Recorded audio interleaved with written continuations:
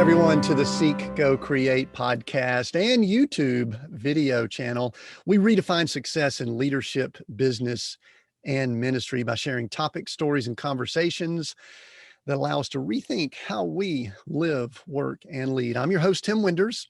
I'm a performance coach and author who specializes in helping executive teams and growth leaders maximize their potential. I do want to remind you that we want to hear from you. We love your response. We love your feedback. We just love connecting with you. So I would ask that as you finish listening to this, watching this, whatever you're doing, put comments in if it's somewhere where you can do that. Or if you're listening on your podcast platform, go over to seekgocreate.com. As soon as you finish up, give us your best email address. That way you can be connected with our team and all that we are doing here as we redefine success. Today we have Glenn Lundy as our guest. I always enjoy doing my research, checking up on people, especially when it's someone that I've been connected with in what I call a divine way, which I believe this probably is today. With 20 years experience in the automotive industry, Glenn grew sales from 120 cars a month to an 800% increase in just 5 years, becoming the second largest used car franchise in the country. Growth, creativity, these are words that jumped out at me as I was just doing some studies on Glenn. Growth, creativity, and mindset, I believe, are going to be some of the themes of our conversation today. Those are words that just jumped out while doing my research.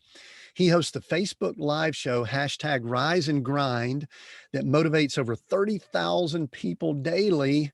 And he is the husband to one and the father to 7. Glenn, welcome to Seek, Go, Create.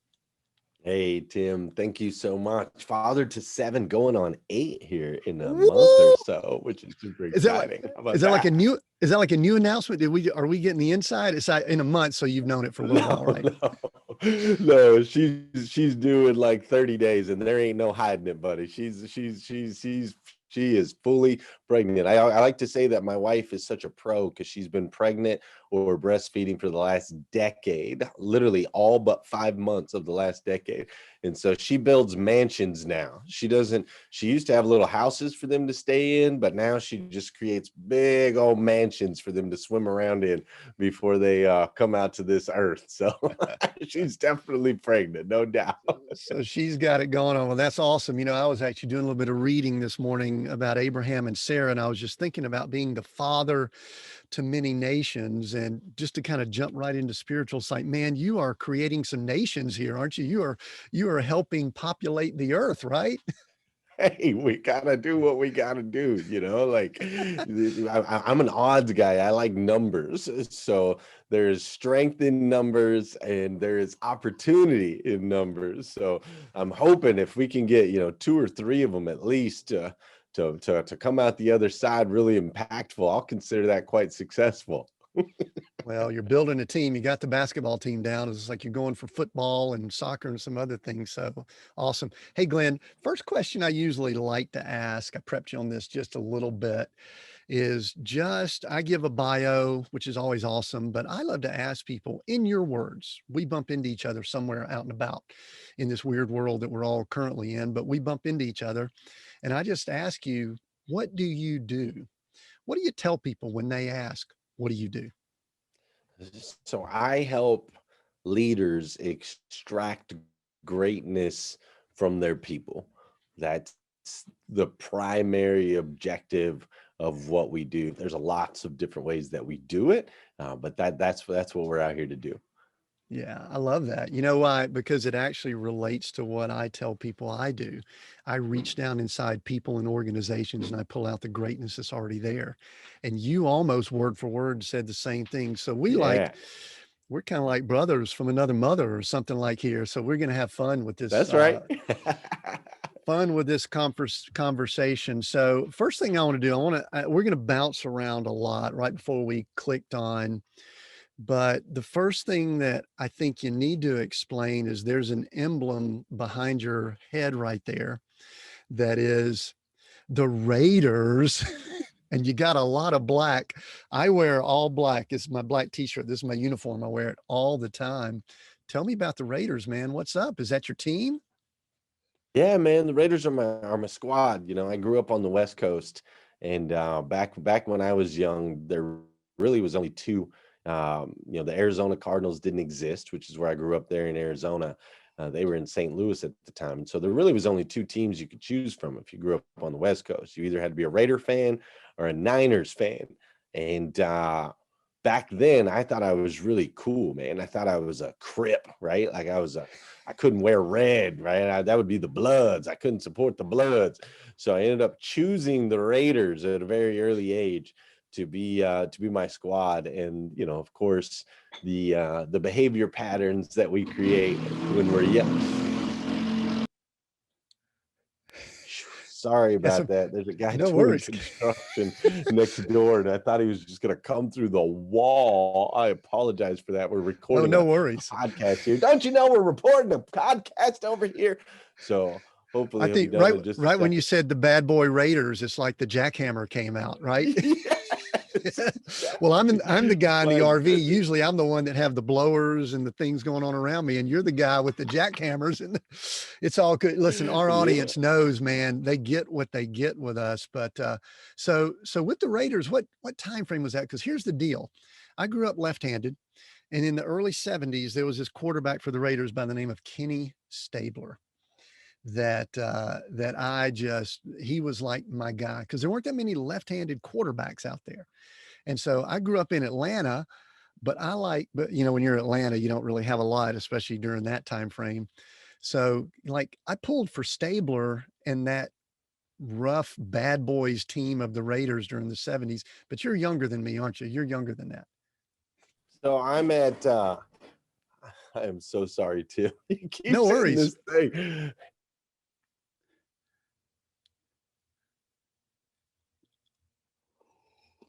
Sorry.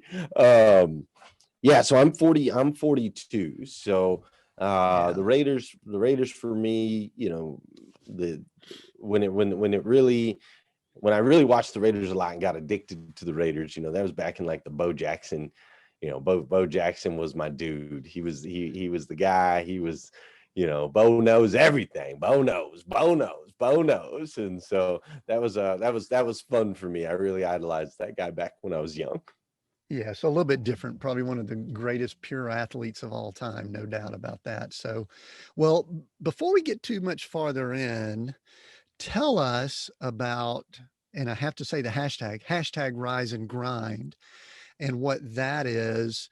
And then I got a few stories about it because I've been listening to it for the last few mornings. So I'll share it a little bit, but tell us about it, how it came to be and what it all is. And we'll include links for everybody. So, you can mention things and people can get to all this stuff, but what the heck is that? Yeah. So hashtag Rise and Grind, the real purpose behind that is we help people change the way they start their day. So that's actually one of the strategies we use to help leaders extract greatness out of their people in their businesses, is by changing the way they start their day. So I'm a huge advocate and believer in powerful morning routines that allow us to tap into mind, body, and spirit and give us a good, powerful reset so that we can build solid foundations moving forward. And that's what hashtag Rise and Grind is all about. It's I go live at 5:30 a.m. Monday through Friday. So I go live on Facebook. We also have it in podcast form and all those other forms as well. But yeah, we've done 762 episodes as of this morning. 762. What's the word I'm looking for? Not sequential, but basically we've been there every day since January 6th of 2018. Every Monday through Friday, we've been able to do a show. And in the beginning, my wife and I used to talk about it like the automotive world is really my business, and it's what generates revenue, and we make all of our decisions based on, we take profit into consideration while making decisions on the automotive side. Rise and Grind is our serve. It is our ministry. It is our, we don't care about profits. That stuff will come. We do not make any decisions whatsoever from a profit standpoint when it comes to Rise and Grind, but it's just really our way of giving back and making an impact. And it's been really cool, Tim. It started as a show, and then people wanted a group. So we created a Facebook group, which now has over 30,000 members. And then the group members wanted like t-shirts. So we've created a clothing line, and then they needed planners. So we have planners, and then they wanted live events. So we have live events. And then it hit me like, oh my gosh, we've really built like a church, man. We got 30,000 people in here. So we started doing something we call Rise and Grind Offline, where we actually go out into communities. We've pulled homeless people off the streets. We've helped support members of our group that are battling cancer. And the biggest thing that we like to hang our hat on is God connected us with an organization called Rescue One Global that battles human sex trafficking worldwide. And we were able to pull off an event that ultimately raised $425,000 in 24 hours for this organization out of Nashville, Tennessee. So uh, it's been really, really cool. It's a fun journey. I've got to meet a lot of people. We do interviews, and I've got to meet some incredible people. I've got to interview some celebrities and things like that. And really, it's just been, it's fun, man. It's a lot of fun. Yeah, that's cool. And again, I actually for the last few mornings I've been listening to it on podcast format. So I might be missing some of the visuals, but Sure. I was just sharing before we clicked on, y'all have this segment where you're getting the energy going, and we're going to talk about motivation in this morning routine here shortly. But I was kind of sharing with you, I'm kind of getting in this mode where I kind of ease into my day a little bit. It's pretty rigid though. I've got a schedule and all that I do. And all of a sudden Sure. I find myself kind of moving around a little bit where y'all have the dance section, and I'm going, "Ooh, man, I wish he'd shout out my name. I guess I got to go into the Facebook so he could shout out my name." And it's like, come on. That's right. I'm like, you're drawing me in. So That's that's, awesome, man. yeah, that Yeah, is on the cool. video side, so we go live, and it's a full production. So Mm. there is typically I have some software that's designed for building television shows. And with that software, visually, there's typically anywhere from 30 to 40 different little video segments and pictures and things that we roll throughout the show to really add that third dimension, right? I like adding that third dimension. And you do, and it's typically about 30 minutes. So, I mean, you're talking about doing something like, the Good Morning Americas and all of these news shows. I mean, it's not, do you have a background in that, or is it something you just have kind of developed recently? Yeah, it started as a live. Um, I've always enjoyed like the camera. I've never been afraid of the camera. And Right. so I had built a name for myself kind of in the social world of the automotive world, just using, making videos and creating good content and so on and so forth. And so a lot of that is transferred over. But Rise and Grind originally, it was just me in a utility closet in my house. That was the only space my wife would let me have. We had a little smaller house than we do now, and there was kids everywhere. And so she gave me a utility closet. The water heater was on the backside of my camera, so no one could see it. And I had this chalkboard right here, which I still keep with me to remind me of where we started all the time. Um, and so I just started, with kind of a live show. And then as I got into it more, it was like, well, we can do this, and let's learn this. And what about this? And maybe this is more creative, and maybe this will be more engaging. And now it's a full-blown production. And our vision, our hope, and our prayer is that one day it becomes the number one most watched morning show in the world. I think that dynamic that you just spoke of, where Tim's going, "I want you to say my name." I think that's the biggest thing that Good Morning America, a lot of these big network shows are missing. Like right now, if you want to get recognition on like Good Morning America, or at least last year, it's different now, but you had to go like stand in the middle of a blizzard, right? You're standing outside in a snowstorm, you got a little sign, and you're like hoping the camera just waves past you so you can be like, ah, like real fast. And like people stand for hours, right? To just maybe be seen on Good Morning America when they're standing outside, Al Roker, whoever it was back then. I haven't watched it in a while, but by doing things through social media, it's created this new dynamic where we can literally connect with people live in such a powerful and impactful way. I mean, the people that watch my show every day, I mean, they're family, bro. Like I say good morning to them more than I say good morning to my neighbor. I mean, I might see my neighbor while I'm out, mowing, or maybe I see the neighbor when I'm getting the mail, but these people, I see them every single day. And so we've been able to create really intimate, strong, connecting relationships through this incredible technology that we have today, that I think the big guys don't have that. They don't have that connection. So that's Yeah. kind of our hope, dream, vision, and prayers, that one day we'll be the number one most watched morning show in the world. So it's interesting. You've been doing this for a while there. Sounds like a few years, maybe. Does that sound right? If I'm doing the math right? Yeah, it'll be 3 years on January 6th of 2021. All right. So you started this, and we're recording this in late 2020. People may be listening sometime early into 2021 when the episode actually releases. But you started this without any thought or inkling of a worldwide pandemic, or people being isolated, or working from home, or none of that existed when you started this. Is it possible that you were ahead of your time in preparing a community, an environment, an atmosphere, so that people could connect and interact in different ways in whatever, I hate new normal, I don't like that word, but I mean, what are your thoughts on that? Have you put any thought into that? Yeah, so I quit my job in the retail side of the automotive world in October of 2018, which was just 10 months after we started doing the show. As soon as I started the show, people were attracted to it. It blew up. It grew fast. The live events, the stages, like it really propelled me into a different mindset than I was prior, going in. And so I left my job, which I loved. I loved the people I worked for. I was making great money, all of those things.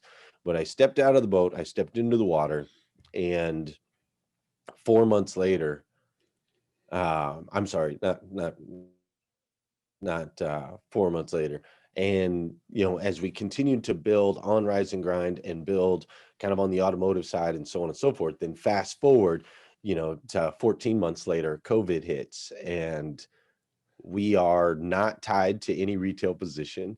We are not tied to anything geographically. We have a huge network of people. And so, yeah, I think of it all the time. I'm like, wow, like it blows my mind that God went out of his way to position me and my family to where we're and I don't mean to say this to sound insensitive, because I am so sensitive to Yeah. those that have struggled during this season.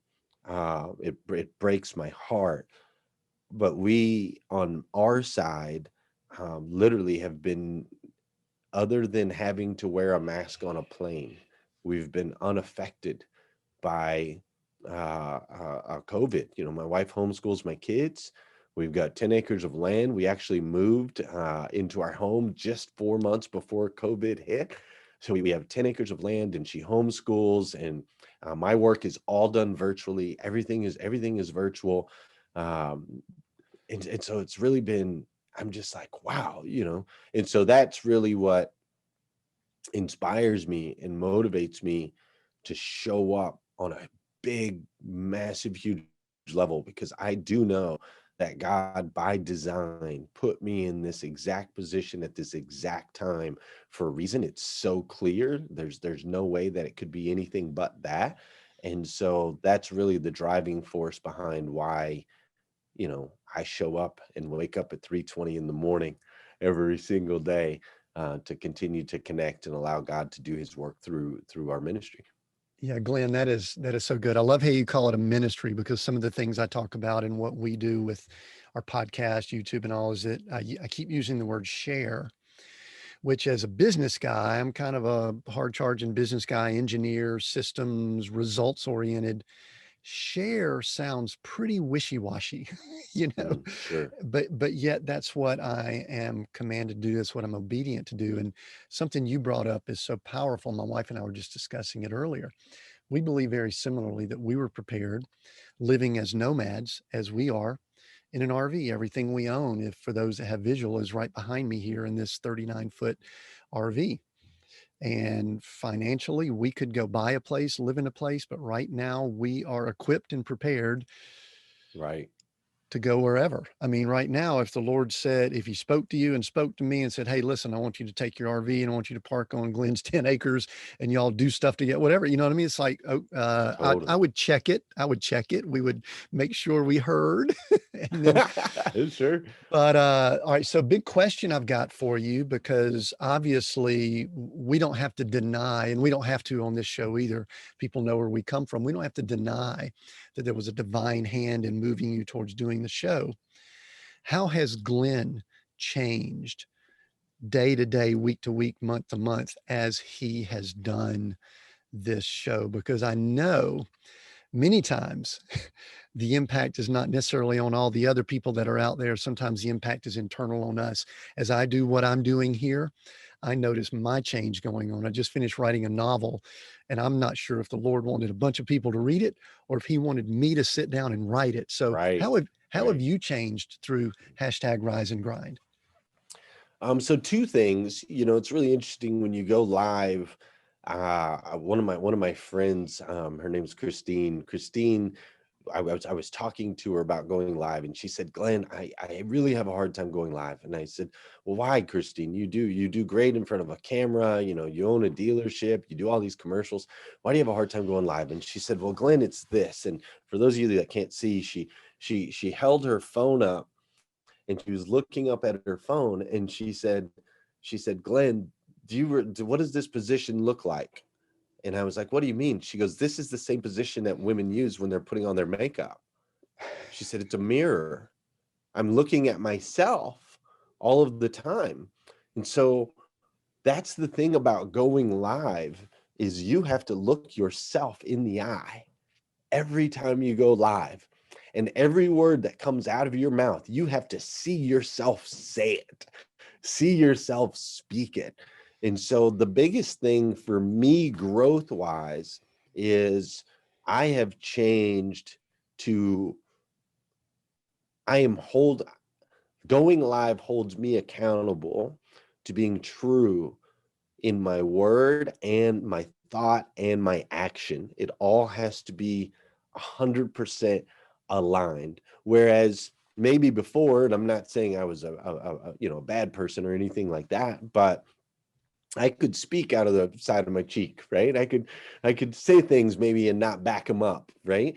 But when you're looking yourself in the mirror every single day, you're like, man, do I really believe what I'm speaking right now? Am I really walking the talk? Like, you start asking those questions, and it really grew and evolved that muscle for me to make sure that every word that comes out of my mouth matches my character and my integrity, and every action when the camera's not on matches everything that I do when I'm in the live. So I grew a lot that way. And Tim, on the other side of it too, God changed for me through this season. So I went to a men's Christian leadership conference, and Scott Nichols said it best. He said a lot of people think Jesus is this like sheep carrying flannel graph Jesus, right? Just like this kind of like soft, nice, sweet dude. And the reality of it is that he was a fierce warrior. And when you look at the scripture and you look at the text and you look at what Jesus did and the way that he did it in order to spread a message of hope, that really changed for me. When you talk about him going in and flipping tables, when you talk about him traveling miles and miles through barren deserts to get an audience of 15 people. Think about that, Tim, right? All right, here we are. We're going to go back in time real quick. You're like, all right, I'm Jesus, and I got a message, and I want to go share it with some people. Message of hope. I know it's going to make a difference. So let's pack up the donkeys and the camels, and let's trek across the desert. We don't have a weather map, so we don't have navigation. We don't have any of these things, but we're going to trek across the desert. Maybe we hit a storm. Maybe we don't hit a storm. Maybe we starve along the way. Maybe we don't. Maybe someone kills us because no one wants to hear what we have to say. And then he would march for days and days and days into these villages or communities, right? That he was hated by most. His life was at risk at all times. And he would do all of that to get an audience of 40 people, 15 people, 20 people. And so I think One. about that. And then I think, Sometimes it was just one. sometimes it was just one. And then I sit here and think like, dude, I don't even have to be wearing pants right now. And you would never know it.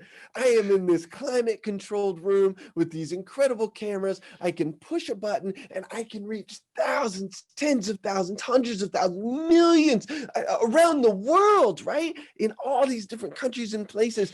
And it's just fantastic. And I'm like, golly, so God changed. I changed as a human, but he changed for me too. I saw him as this fierce warrior, which inspires me even more to be thankful for the technology that we have, but then to really go out there and get after it, man. Like, let's track these people down and change the way they start their day so we can make a massive impact in their life and ultimately show them that they too are children of God, loved, cared about, important, they have value, they have worth, they have meaning, the decisions they make matter, all of those things. So sorry, you got me all jacked up on that one. I No, apologize. man, I love it because I'm going, all right, man, we're preaching now. It's like we're That's right. preaching, which is good because that's what I Yes, love, sir. man. I love getting preaching. I think the Rise and Grind I listened to this morning, you got into a preaching that I'm going to ask you about here in a little bit. But so so yes, all of that. So that is really cool. And it's cool how you didn't say God changed you, but God changed for you. In other words, your Right. perception of who he was, what he did, how he lived. Because truthfully, the answer is probably he is that shepherd, but he is a warrior and he's Mhm. both. And you know what's cool is I actually notice on the Rise and Grinds I've listened to is that you're both also, is that you love on people and you nurture them, because I think we're called to do that at times. And then also we're called at times to seize and attack and take things by force. Right. Wisdom is us knowing when to do which one. That's the That's tough right. part, That's right. right? So that's where we have to Yeah. spend our quiet time. So, all right, I want to jump into the morning five, Sure. because to me, that is a lot of who Glenn is. It's kind of like a foundational principle for you that a lot of this, the spiritual, the physical, the soul, all of that kind of springs forth from. Mhm. So tell us what the morning five is. And I may ask just a question or two, and we'll tell people where they can go find it because you've got a Sure. book on it and some other things. But tell us what it is, how it evolved, where it came from, and then I've got a couple specifics I want to ask you about it. Yeah, so you've got the morning five simple steps to an extraordinary life is what we call it. And it stems from me testing and retesting and trying and learning multiple different powerful morning routines, right? As I was studying success and successful people and trying to change my own life, I noticed that all successful people have a morning routine that taps into all three dimensions of us as humans, mind, body, and spirit. And so I tried different things and I learned different things. I studied different things, and there were things that started to work for me. And I created a sequence of 5 steps that's really, really powerful. And I call it 5 simple steps to an extraordinary life because on paper they are incredibly simple. Doing them consistently every day can be quite challenging, but the concept itself is very simple, and so it started to work for me. I really started to get results, and then I started sharing it with the teams that I was leading in the automotive world, and they were getting results. And there's actually it can be practically applied in our businesses as well, not just in the individuals. I think a lot of businesses don't realize that the way they start their day affects their overall efficiency as a company. And so we look at that as well. And so, yeah, so 5 Simple Steps, Extraordinary Life. It's a short book that I wrote that you can get for free at themorning5.com. You can get the ebook there, download that, and go through those 5 steps. But it's really about creating a foundational, strong, systematic, powerful morning routine that is going to serve you and serve others by hitting those 3 individual dynamics that make us human. Okay, very good. And again, there's a couple of things I want to ask you, but I want to ask in general some things about morning routine that I've observed about myself recently, because I'm kind of a creature of habit. I love doing Sure. things methodically and the same. My wife used to somewhat even make fun of it because if I didn't do X, Y, 1, 2, 3, 4, 5, and so what I want to ask, and this is almost maybe just for me that we'll let people listen in on. Okay, I want your Sure. observations on this, because I notice, and it sometimes bothers me, that I get out of whack if something messes with my routine. And what I've been trying to determine is if that's good or bad, because I want to be a little more flexible. I mean, you've got 7 going on 8 kids, Sure. and you say you get up at 3:20 and you do a 5:30 a.m. show and you got all these things going on. At what point does Glenn adjust, be spontaneous, do things a little different, or does that never happen? Does that make sense? Does that question make sense to you? And the reason why Sure. is, go ahead. Yeah, I adjust, pivot, shift, and be spontaneous every minute of every day after I get my morning routine in. After that. Okay. All right. It's cool. All right. Does it mess you up? So let me tell you where I'm going with this. I shared earlier, we live in an RV, and when I'm in my groove, I've got my groove. I'll get up, I'll do my certain things, do it very similar to the 5 that you list out. But on days we travel, like a couple of weeks ago, we traveled from the East Coast in the Atlanta area here to where we are currently in Southern Utah. And so there were like 4 or 5 days where we were in travel mode and my mornings were a little bit off. And I felt off the Yeah. entire time, Yeah. like out of whack bad. Yeah. And Glenn, what bothered me was that it bothered me. Sure. Sure. So I've always wondered, how good and bad is it to be extremely dogmatic about routine? And it sounds like you're very dogmatic about it, which I'm impressed with. But are you out of whack if something ever messes with it? Like if you miss a day, like right now we're recording this on a, what is it, Tuesday? If all of a sudden in the morning you do something different, what's your day like on that Wednesday? Yeah, so we don't want to we don't want to miss. We really don't want to miss if we don't have to. But here's the thing. So there are key components of the morning routine that I have developed for myself and that I teach. There are key components in there that do allow for flexibility, right? That allow for a little bit of space. So I the reason I get up so early, first and foremost, is so that I rarely run the risk of anything interfering with it. Like I used to do my morning routines, at 6:30, 7 o'clock in the morning before I had a show. I used to do them at 6:30 or 7. And by then there was plenty of things that could get in the way, which caused me to be irritable or whatnot, which caused them, the person that got in the way, to be the recipient of a grumpy Glenn. And so I now took the responsibility on myself to create the space where I could commit to it because it's so important to me without it ever interfering, with anyone else. Eric Thomas, actually, him and I, we're talking about this. Eric Thomas, he's #1 motivational speaker in the world. E.T., the hip hop preacher, is what he's also known as. And And we were talking about this, like he used to get up at 6, and then it was 5:30, and then it was 5, and then it was 4:30, then it was 4, then it was 3:30. And now he gets up at 3 o'clock in the morning every day, because what he found is, especially now that he's super famous, is he likes to go for a walk and talk with God every morning. That's part of his routine. And so when he was going out at 5 in the morning, people were coming up to him, wanting to take pictures with him and all. And so 4:30 was a little better, but he found that at like 3 a.m. he can walk the streets no matter what city he's in, and nobody messes with him. And so with that said, creating the space, because it's nobody else's fault, right?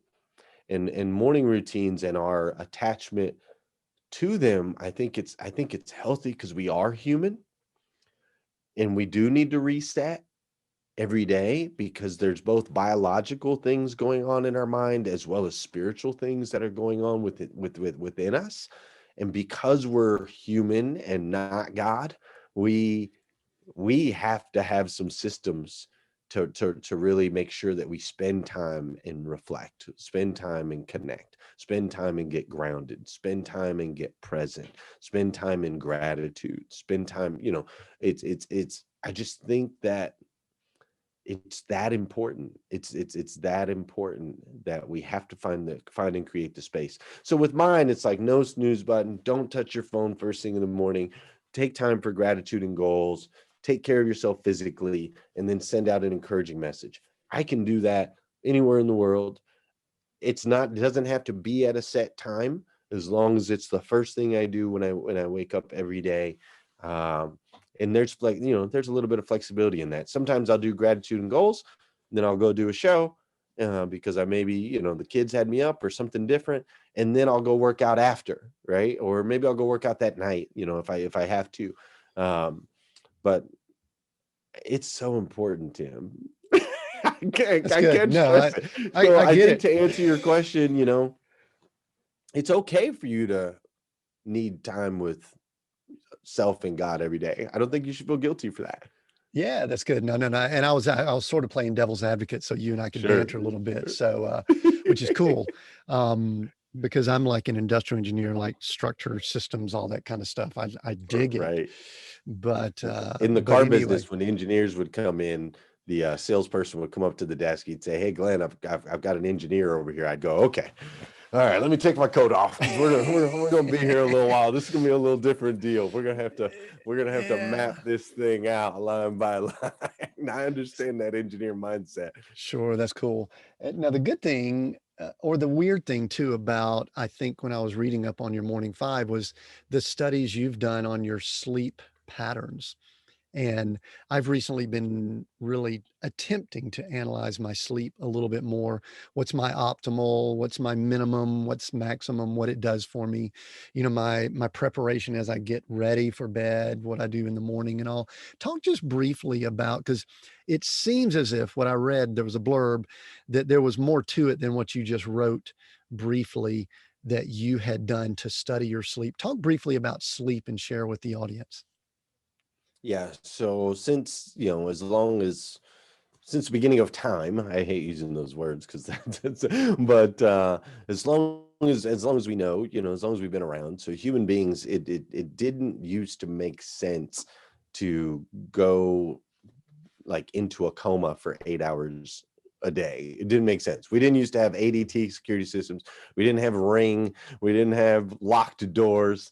And so it just didn't make sense. So in our biological makeup, in our DNA, we sleep in cycles. It's a cycle of light sleep going down into a deep sleep, back up into a light sleep. And these cycles statistically last between 2 and 3 hours for each person. So you're in a heightened state of awareness. You might still be asleep, but you're in a heightened state of awareness. Then you go into real deep slumber, which is where all the health benefits and so on and so forth kick in. And then you come back up, right? And so once I learned those cycles, and there's ways that you can figure out through apps and through testing and through, it takes a while to figure out exactly what your sleep cycle is. But once you figure out that sleep cycle, then at that point you can remove cycles, add cycles, I mean, it's like a superpower. You can play with it, right? You don't ever have to battle jet lag. You don't have to deal with being in different time zones. You just stay in the cycle. That's the key. So my cycle's 2 hours and 10 minutes. So I can sleep 2 hours and 10 minutes and be just as refreshed as if I had a full night's of sleep. So I can go 210, I can go 420, I can go 630, I can go 840, right? If I'm out on the beach or I'm on vacation or something, I can go 840. But the key is to never allow yourself to wake up in the middle of a sleep cycle. That's where grogginess comes from, lack of energy throughout the day, so on and so forth. And so when I travel, I'm over on the West Coast. I got to do a show at 2:30 a.m. Pacific time. Sometimes I'll just stay up later, right? I might have to entertain, do dinner or whatever. I stay up later to make sure I only sleep 2 hours and 10 minutes, even though I could have slept 3 or I could have slept 3.5. I sleep only 2:10. So I'm right on cycle. I'm waking up at peak time, and then I can go out there and perform. And so that's really where the magic is. It's not you need 6, you need 8, you need 10, you need 4, you can live off 2. It's not any of that. It's a stackable cycle that you can put together as many or as few as you need to or want to based on the situation that you've got and the challenge that you face ahead. Yeah, that's good. So because I've been tracking some sleep with some apps and things like that. Is this something you've always done? Is it recent? How did you get started with studying this aspect of your sleep? Yeah, this is fairly recent. The last I'd say the last 3 or 4 years is where I've been able to really dial in and understand sleep. And it's just as far as getting started, I read Mel Robbins's 5 second rule, and that's Mhm. kind of introduced me to the idea. And then from there, I went into they're called these sleep cycles. They have a Greek, not Pythagorean, that's what always pops into my head, but it's a word similar to that. And so I started studying the cycles, and then from there I got an app on my phone that kind of tracks when you're awake, when you're not awake. And then I read a little bit more, and they were saying, if you could go, and I would travel a lot, so I would test this out, like when you go into a room in the middle of the day and you have nothing to do and you lay down and you go to sleep, how long is that nap? That's usually a good idea of what your cycle is, right? Like a midday nap can tell the tale. So by doing some midday naps and some app work and all of those things, and tweaking, moving my alarm clock 15 minutes up, moving my alarm clock 15 minutes back, going to bed 15 minutes earlier, going to bed 15 minutes later, just over time, being consistent with it, I was able to discover, okay, 2 hours and 10 minutes is the sweet spot. And you're in the sweet spot because you'll literally wake up, put your feet on the ground, and you're awake. You're fully alert. The grogginess is gone. It doesn't hang out. It doesn't stick around. I don't drink caffeine. I don't drink coffee. I've never drank any of that stuff. And so it's pretty neat. Once you got it locked in, then you just live in that area, and it's powerful, man. Yeah, that's good. We're recording this towards the tail end of 2020. People may be listening into 2021, but did anything that occurred in the spring, March, April, May of 2020 or pandemic, you mentioned earlier that nothing really impacted your family. Was there anything that you noticed about mindset or anything like that that impacted you at all? Yeah, so week 1, COVID comes out. I'm like, what the heck is going on? This is kind of weird. Honey, we should probably watch the news and see what's happening, because we don't normally watch the news in our house. So we're like, all right, we're gonna watch the news and see what's happening, right? So 5 days of Governor Bashir on the thing. Here's what's happening. Here's what's going on. Here's the COVID. Here's this. Here's that. Right. So uh, that was like week 1. So then week 2, I started getting emails from people that I know in really high influential places. And they're like, oh, bro, this is the real deal. You got to protect your family. You got to do this. You got to do that. You got to stock up. lockdown, it's going to martial law, all these other things. And I'm like, oh my gosh. And so I remember leaving the house at like 11:30 at night one night to go out and like stock up on like oxygen tanks, right? Like all this crazy stuff, right? And we're watching the news, we're getting the emails, and we're seeing it on social media, and we're freaking out, man. We're like, what is going on? This is crazy. So then week three, I remember getting home one day from work. I remember getting home. I remember looking at my wife, like kind of with a little bit of attitude for whatever she had done all day. The house wasn't clean or whatever. I don't even know. Right. I've got a little bit of attitude towards her. She's got a little bit of attitude towards me. I got a little attitude towards my kids. They're driving me nuts. And I'm scared, man. I was like fearful.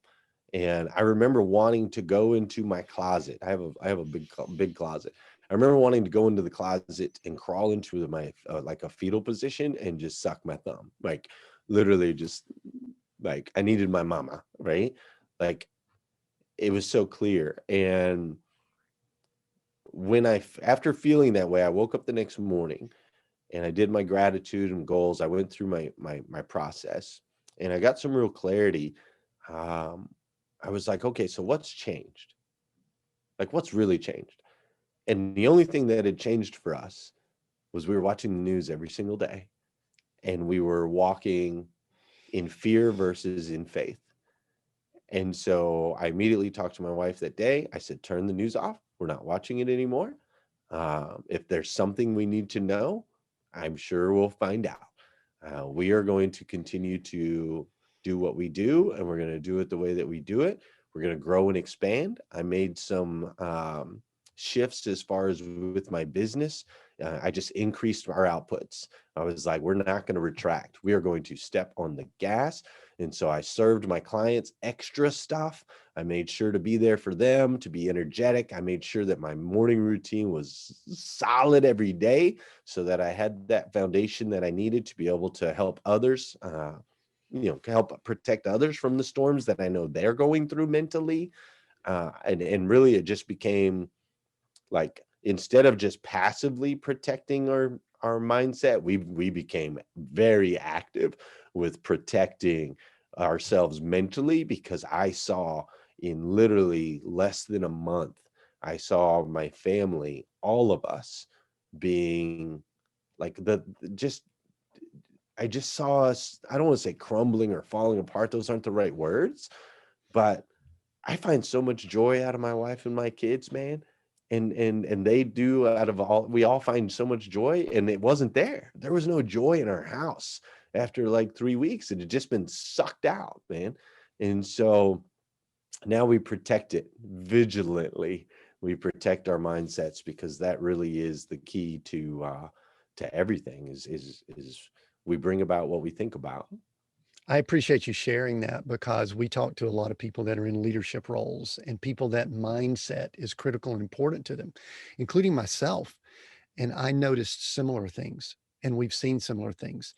And someone who has the morning routine, someone who understands mindset, someone who has the faith that we have, if we can be susceptible, then I want to share with people listening in, we all have to stay just really, really prayed up, stayed up, ready for these No type things. And doubt. I think that could be the wake up call that we saw. Now, there was some other things you actually, I mean, we're going to kind of stay a little bit heavy here for a second, but you actually talk about coming from a blended family, being a blended family.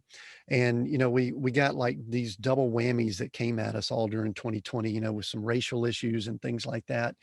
And you talk pretty candidly about, growing up in Flagstaff and some of the struggles you went through growing up. But I don't want to cut it short, but just, can you share a little bit about your experience? I love your stories of your families, especially your parents, one living in an apartment down shortly. Share a little bit about that, and then maybe bring it to present and your perspective on what is going on.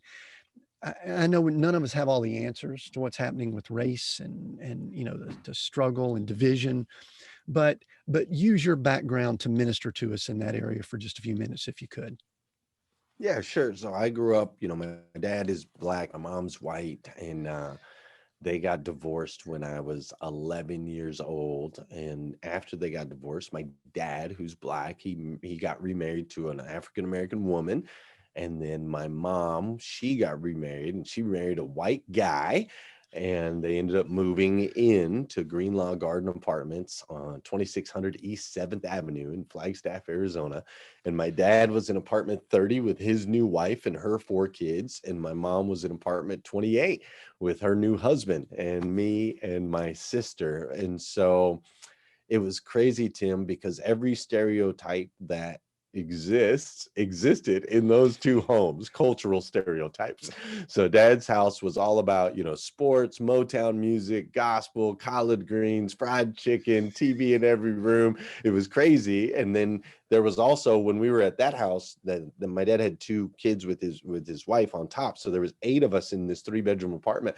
And then over at mom's house, it was just me and my sister. We had our own bedrooms, and it was like rock and roll music, country music, hanging out at the bowling alley, mom sitting on the couch reading a book. Like, it was completely different, man. Totally different values, totally different everything. And my dad had um, every other weekend custody. So we spent every other weekend with my dad. And it was so funny because my mom looked so forward to those couple days of no kids every month that she would literally make us like pack our suitcases and walk 2 apartments down, carry our little suitcase to go over to dad's house. And we weren't allowed to come back, like 5 o'clock on Friday until 5 o'clock on Sunday. We weren't allowed. We weren't allowed to we're like, Mom, we're sleeping on the floor over here. Like, can we at least come sleep in our bed? She's like, nope, you're at your dad's, right? So it was crazy. And back then, Tim, it was a struggle for me because my skin was too dark to be considered white and too light to be considered black. And so when you're going through puberty and all of these things, and you're trying to figure out where you fit in, it was really, really difficult, really challenging. I became a chameleon. I got along with everyone on a surface level, but there were very few that I connected with on a deep level that I could really build strong relationships with, because I was just in between these cultures and belief systems and so on and so forth. And so it was very hard to connect. That led me to making a lot of poor decisions, just trying to kind of fit in with the in crowd, whatever's going on. I didn't really have any foundation to stand on. I didn't know who I was or why I was or any of those things. And so back then it was very difficult for me. Fast forward to today, it's been like the greatest gift I possibly could have had, because I and we don't have time to go into all of it, but I've been to jail, I've been homeless, I've been deeply depressed. I have attempted to take my own life at one point. Um, I had a rough season in my 20s, a really, really, really rough season. But now I'm so thankful because I am positioned to be able to identify with almost I won't say everybody, but a lot of people.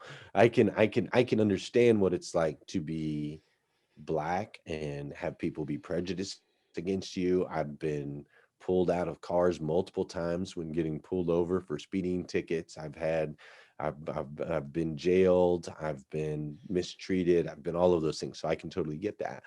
I also can connect, on a Caucasian side. I can sympathize and I can understand how when you grow up a certain way, you don't know what you don't know, right? It's not a purposeful bias or a purposeful um racism, if you want to use that word. It's just a cultural bias that you develop over time as humans.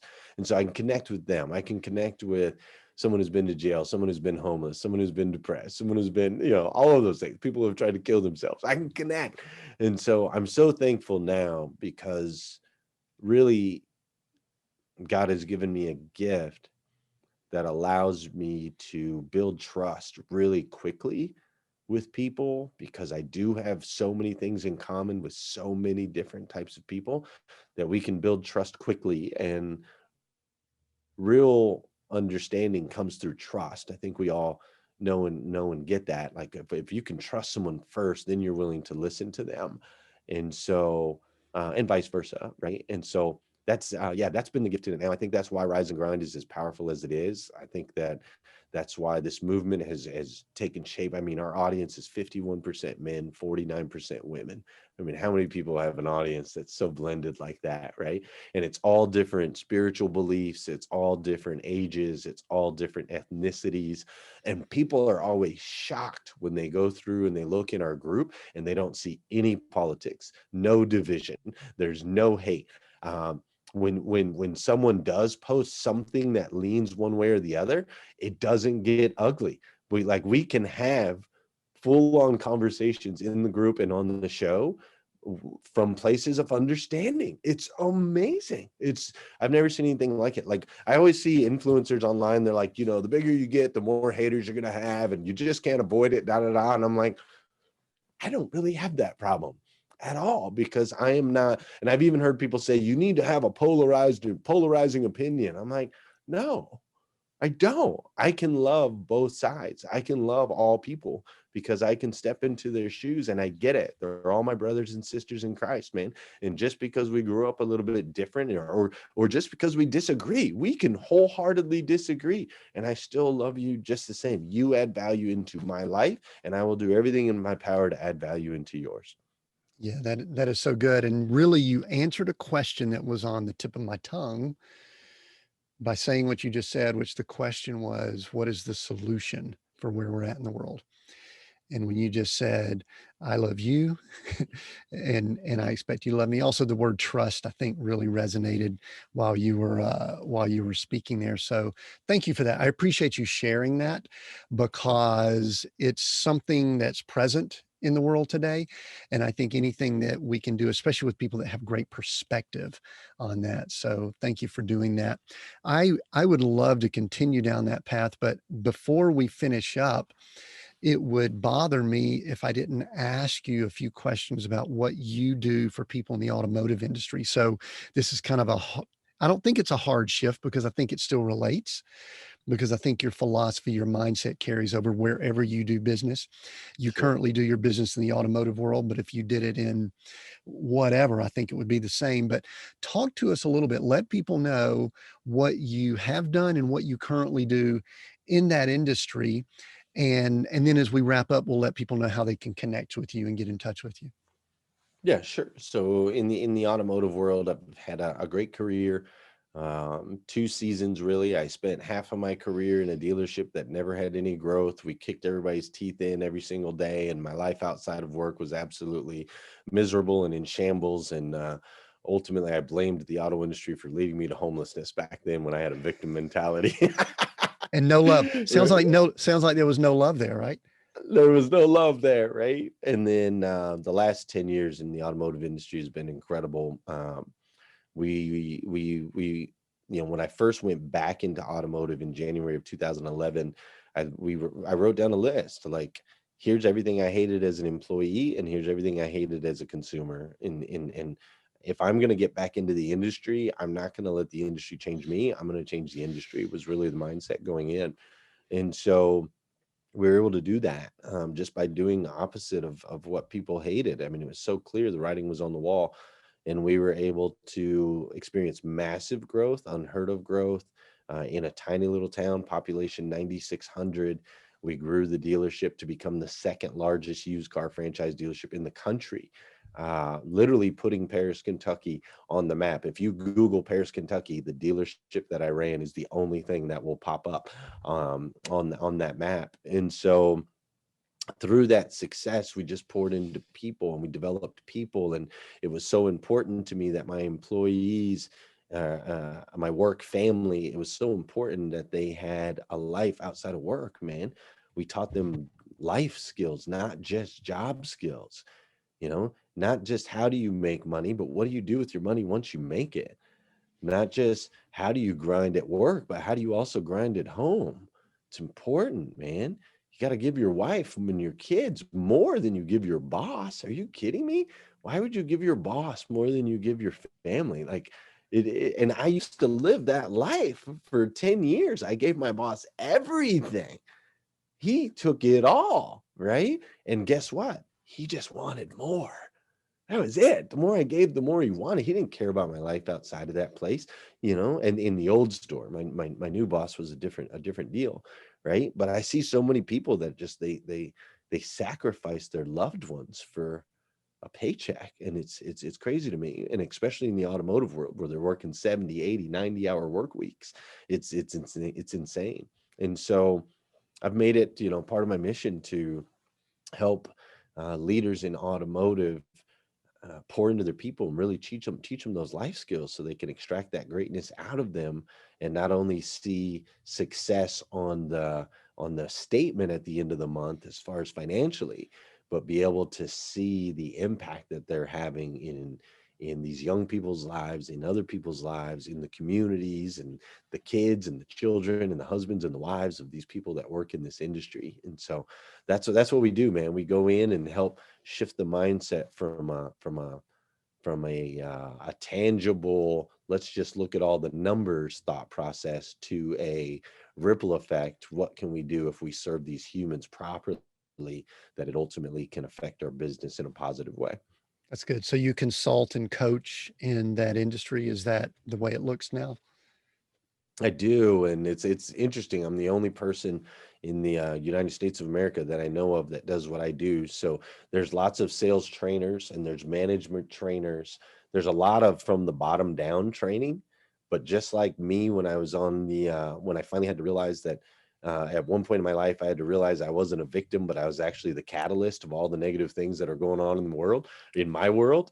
Uh, I have to help these owners and general managers of these dealerships realize that we can train your people all day long, but if you're not leading properly, you're not going to get results. So I work with owners and general managers directly. Whoever's the main person running that store, that's who I work with, helping them put some strategies, systems, and processes in place that'll help them expand their vision of what their role is as a leader, and ultimately that trickles down to everybody in the organization. Right. So, and a foundational principle there is that morning routine still. Is that what I heard you say Oh earlier? yeah. Are we connecting the dots?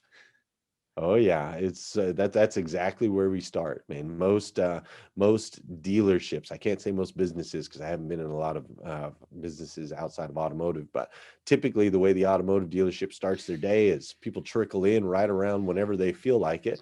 They trickle in feeling or smelling like whatever decisions they had made the night before. And the first thing they do when they get to work is they sit around and gossip around the coffee pot, or they go pick up some breakfast, right? And so typically in the automotive, the automotive industry, people will tell you that we're slow in the morning, but it's not that we're slow. The consumer doesn't care what time they buy a car. It's that our people are slow in the morning. They're not jumping on the phones. They're not working the leads. They're not diving in. They're not doing any of those things because of poor decisions they made that morning and poor decisions they made the night before. So that's one of the first things we do is we set up a powerful morning routine for that business. We have a meeting at the same time every single day, and the meeting goes the same way every single day, and it taps into the mind, the body, the spirit of our employees so that we can bring out the best in them. So by the time 9 o'clock rolls around, our team's rocking and rolling while everybody else is still, trying to figure out whether they want a McDonald's breakfast sandwich or a burrito. Or the new Danish things they've recently come out with, which we know That's that's right. that's not good for them. So, That's hey, right. hey, Glenn, so many good things here, and I'll make sure I ask in just a moment how people can connect with you. But kind of I tell people sometimes I do like multiple final questions. So this is my first final question. First final question is, what's next for you? What are you excited about? What's coming up for Glenn, his family? I know you got a baby coming, so that's pretty awesome. But what else? What's next for you? Either short term, long term? Well, um, Tim, to be honest with you, yes, we're very excited about this baby. My wife and I are really focusing on being present with where we are now and just being really grateful for everything that we've been given. What we've learned, especially over this last year with COVID, is that when we spend too much time worrying about what's ahead, it takes away our joy. It really does. And I'm a goal setter. I'm a visionary. I have big ideas and dreams and plans for the future. But to be honest with you, every big idea, vision, dream, or plan that I've had, God usually has something different, and so I'll head down a certain direction, and then He'll open a completely other door. Like I never thought I was going to leave the retail auto industry until the day that I quit. Right? It's just crazy. And so, what's next? The only thing I know for certain that's next is that we are going to continue to serve humans by making a positive impact in their lives. And maybe that's through books, and maybe that's through the number one most watched morning show in the world. And maybe it's through stages and events later. I sure hope so. Maybe it's that path, but ultimately we're going to really take the time to listen and allow Him to guide our steps and guide our path with no expectations other than if we allow Him, He will continue to allow us to make an impact in other people's lives. Yeah, that's good. And just so you know, as a coach person myself, I'm in the same boat as far as long range, big vision type things. I used to have these 21-page goal setting sessions that I would have all these things listed out back in the 90s Sure. and the 2000s. And I was just sitting down the other day with my journal and the Lord, and I got three little things that are just kind of like work on this, and Right. that's it.